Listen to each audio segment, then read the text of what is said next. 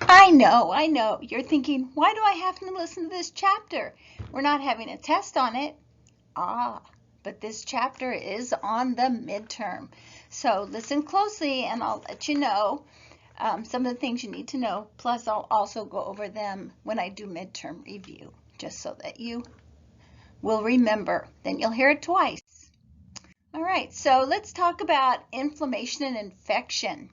Blepharitis is an inflammation of the hair follicles along the eyelid margin, usually caused by staph. Then there's a hordeolum, which we know of as a stye. It's a common acute staph infection of the eyelid margin. It could be the eyelash follicle that gets inflamed. And then the area is red, swollen, and tender. Warm compress is a good thing to put on a stye. Chalazion is an inflammation of the glands in the eyelids. Swelling permits fluid from leaving the glands, and then they get large and inflamed. Warm compresses can bring some relief.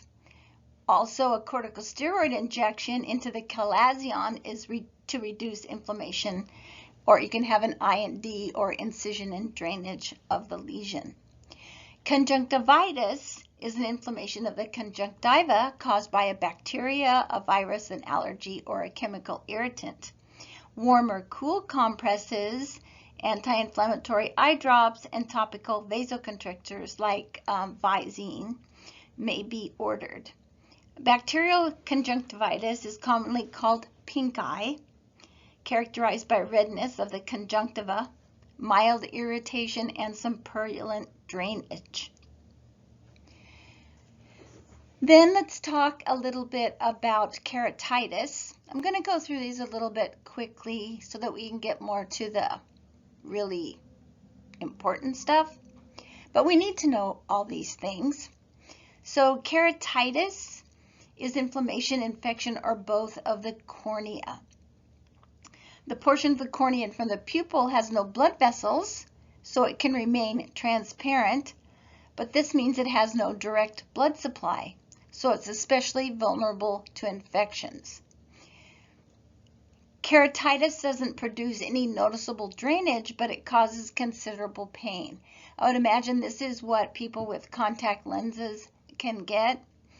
Eye pads are not used with keratitis because they provide a dark, damp environment for microorganisms to grow. Then we have the entropion and ectropion. So entropion is a condition in which the lower lid turns inward. And vice versa, ectropion is where the lower lid droops and turns outward. Then we can get a foreign body in our eye. I used to live in the flat desert, and where the wind really blows, and you know those little, what are they called, things blow around. Anyway, you know what I mean. So everybody's experienced some sort of something get into your eye, especially in windy areas. Dirt, maybe the softball game, the dirt from someone sliding into home. It's very irritating. Blinking and tearing will usually wash most irritants out of the eye. So you can invert the eye and try to pull it out that way. You could use a little Q-tip under there to evert it so that you can try to see if you can see the object and get it out. You can also have an eye wash, and some facilities have an eye wash station where they can just have the eye flushed with water. I've actually put my head under a sink before just to wash out my eye. You really needed to know that, didn't you? Corneal opacity is scar tissue that prevents light from entering and vision impairment occurs. So this can lead to a surgical procedure called keratoplasty, and in that the nurse would have to apply some miotic or constrict drops.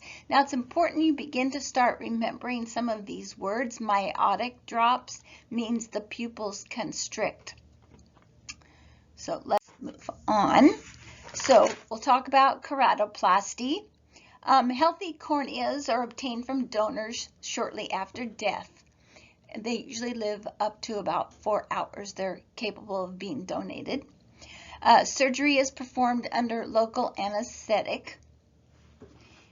Myotics, again, constrict the pupil, are used to protect the lens.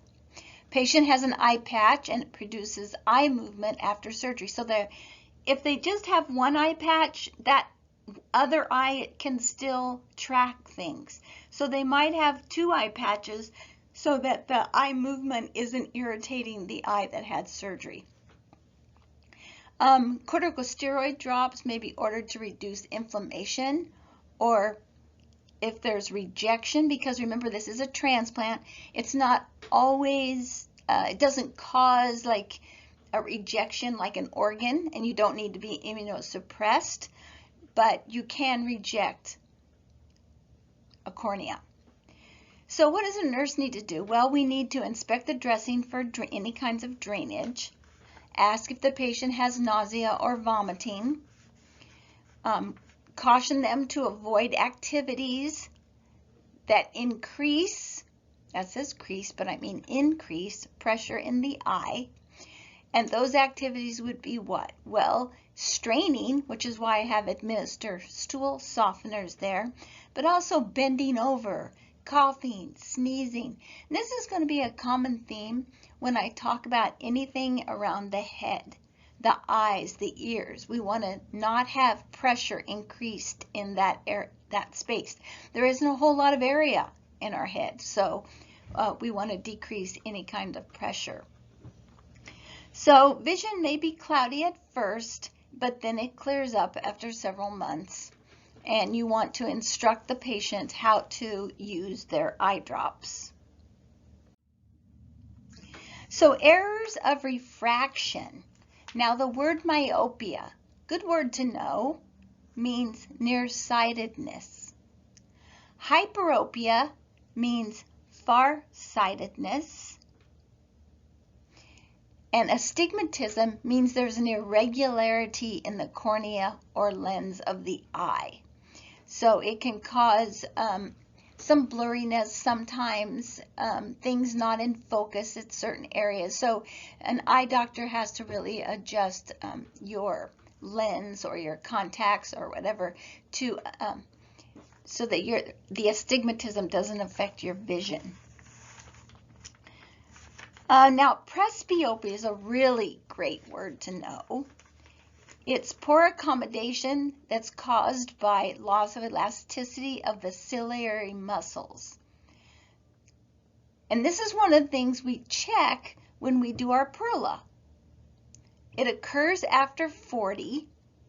So after the age of 40, we usually need glasses. Sorry, hate to tell you. And this is when you might notice a person holding their magazine or their newspaper at arm's length so that they can read it, because their vision has changed. They've got presbyopia. It's an error in refraction. So medical treatment for that would be corrective lenses. It could be over the counter, doesn't have to be a prescription. You can have surgical treatment, a PRK or LASIK type surgery. LASIK is more commonly used, and that's where you go in, done under local anesthesia, and the doctor reshaped your cornea. So it's done on an outpatient procedure. You are given some sort of something to relax you, but you are normally awake. Now, cataracts. Cataract is a problem. That is, the lens normally is clear, but in cataracts, it is the leading cause of blindness, and the eye becomes cloudy. That's really important to remember. Cataract is a cloudy look over the eye. Pathophysiology, as I was saying, the lens becomes opaque or cloudy.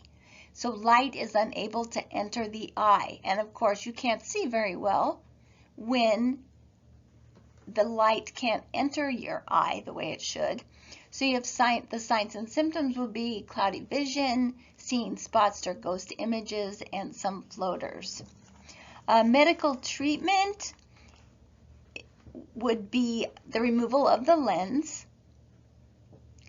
And then here's another kind of a drop, mydriatics. Those dilate the pupil. So those are helpful at first because they're letting more light in. You don't see very well because light's not getting in. So by dilating the pupil, you're letting more light in to the eye. So it may help at first to be able to see clearly, but then after a while it may not work. So you might need surgery or lens replacement. Complications to this aphasic type surgery is outpatient. It is done outpatient, but you might have vitreous humor leakage. Nursing care could be eye drops, and you need to have the patient prevent strain on the operative eye, and that again might mean patches over both eyes because both eyes work together. That's the way they work. That's the way our brain tells them to send messages to our optic nerve.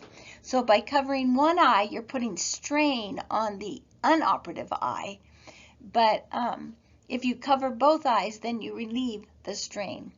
Also, again, no heavy lifting because it's in that eye head area, and use stool softeners because we don't want straining. That would increase pressure. So let's talk about glaucoma. It's the second leading cause of blindness. Intraocular pressure, or IOP, should be 10 to 20. In glaucoma, however, the pressure is greater than that. Now, you need to know both types of glaucoma. It's important that you know that. So the first one I'm going to talk about is, and it's the most common, it's the open angle glaucoma. And that prevents normal passage of aqueous humor. And the person may complain of tired eyes, occasional blurred vision, kind of comes and goes. They might see halos around objects, especially at night, or frequent changes in eyeglass prescription. Suddenly that's something new. So at first it's treated with medication, usually beta blockers. Now this is important to know, and there is a list of beta blockers on page 1179.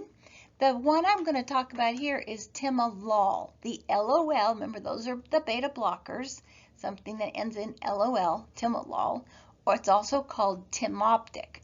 You may very well be giving these eye drops to some of your patients at facilities. Now, what is it about beta blockers? Remember that we don't give beta blockers to patients with lung problems, COPD, right? So we want to monitor this patient for wheezing.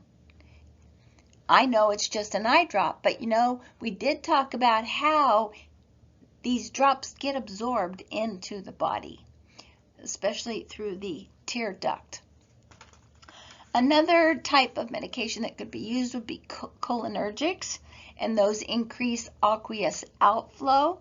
And again, you can look on page 1179 and you can see these drugs. You can see what they do, their side effects, and any nursing interventions.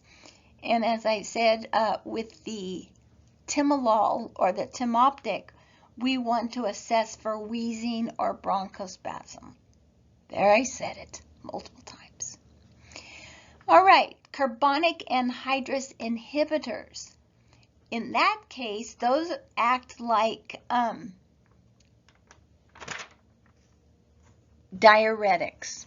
So we want to monitor the output of a patient.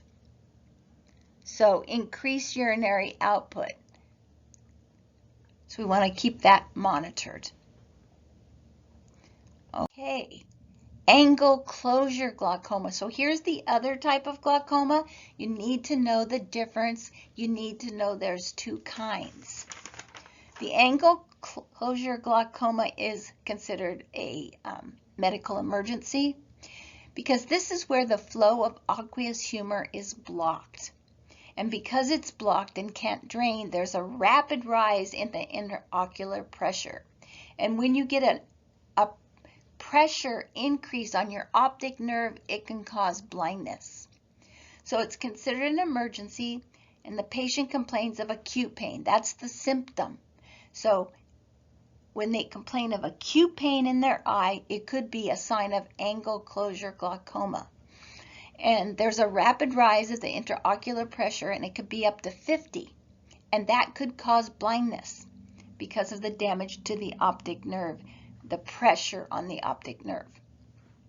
Now, the first thing they might try is to reduce the pressure quickly with miotics, right? Diuretics, carbonic anhydrase inhibitors. And again, I'm going to refer you back to the table 59.1. Treatment for the angle closure glaucoma, it's got to be treated. So first they're going to quickly treat it with medication, and if that doesn't work, they might need to do an iridectomy, which would create an opening in the iris where the aqueous humor can flow out through the pupil. So after a patient has such a thing as an iridectomy, it's very important that they keep their appointments and checkups so that they can be sure that intraocular pressure isn't rising again. Now, retinal detachment is another problem that occurs. The pathophysiology on that is the separation of the sensory layer of the eyeball from the pigmented layer. And the detachment begins when a tear in the retina allows fluid to collect between the sensory and pigmented layers. And then they begin to separate. And then that deprives the eye of nutrients and oxygen, normally supplied by the blood vessels. So that can lead to damage in the nerve tissue of the sensory layer. They are more common in older people and in people with myopia. Be sure you know myopia. Signs and symptoms, they could see flashes of light or floaters. Their vision may be cloudy. And in retinal detachment has a very unique sign, and that is it feels like a curtain has come down. So it just starts from the top and darkness comes down like a curtain. And that's very significant for retinal detachment. Now the medical treatment, surgical treatment, if it's just a hole, that might be sealed promptly with some photocoagulation. But as far as surgery is concerned, scleral buckling. Now that's important to remember, scleral buckling for retinal detachment. It's often done along with laser treatment or cryotherapy. So what happens in the scleral buckling is that a celastic band is secured around the eyeball under the sclera. And then it's brought together on the outside. The provider may inject an air bubble or normal saline into the vitreous humor after the surgical procedure to apply internal pressure to the detached portion of the retina. So sometimes there's some bleeding, so that always needs to be watched for. Nursing care would be strict bed rest. So a person after retinal detachment needs to be on strict bed rest with their head of bed elevated. Their oral intake may be limited to reduce vomiting because they may feel nauseous after this. So when you limit their oral intake, it can decrease their nausea. Now, senile macular degeneration. So the macula is the part of the retina that is responsible for central vision. As people age, changes in the eye cause the macula to degenerate. So such the name senile macular degeneration. The two types of macular degeneration are dry, strophic, and wet, exudative. The dry type occurs first and may or may not progress to the wet form. In the wet form, abnormal blood vessels develop in or near the macula, resulting in a loss of vision. And a lot of times both eyes are affected. Special telescopic lenses might be helpful for this patient. Also, intraocular injections. Oh, I really didn't want to put this on here. It sounds so painful. So, the injections of an angiogenesis inhibitor, a drug that inhibits growth of new blood vessels, such as ranibizumab. So usually the patient does have some improvement of vision, but the nurses need to help the patient and the family members learn to cope with declining vision because it is a degeneration. So declining vision, remember that is a loss. And this is a loss that we know is going to occur. So it's a grieving, a sense of grieving. They're going to lose their vision. And when you think about it, it's sad because you've grandchildren, children. How do you get around? We use our senses a lot, and just the thought of losing the vision can be very depressing. All right, enucleation. So I don't know if any of you have ever had a patient with this or known someone who'd lost their eye. Some eye conditions are so serious that removal of the eyeball is the only treatment. Nucleation is the term used for removal of the eyeball, and that can be from injury, infection, sympathetic ophthalmia, and some glaucomas and malignancies even. There's been some men in the war. I believe we have someone in the House. I don't know if they're in the House of Representatives or in the Senate, but he is a congressman and he wears an eye patch. And he was in the war and lost his eye in the war, and he chooses to wear an eye patch rather than getting an eyeball. Well, that's an option, right? It makes it noticeable. I think it causes you to look at it more, I think. But anyway, it's a person's choice. So post-op, you need to observe for excessive bleeding or increasing pain. Report any temperature elevation because, as we know, that's a sign there could be an infection. After the pressure dressing is removed, the provider may order wound care and topical medications. Now, it's important here to remember that approximately 1 month after the enucleation, a prosthesis can be fitted by an optician. So 1 month after the enucleation. And nurses should also always know how to care for an eye prosthesis, how to pop it out, how to clean it. I think I've only had to do that once in my career, but it is a little strange. But, you know, if we had to do it, we have to do it, and we don't want to make our patients feel uncomfortable. So on page 1184, there's a great tutorial, so to speak, on how to remove an eye. Be sure you don't drop it. So you want to put your eye under there and be ready to catch it as it pops out. And sometimes it needs to be cleaned from time to time.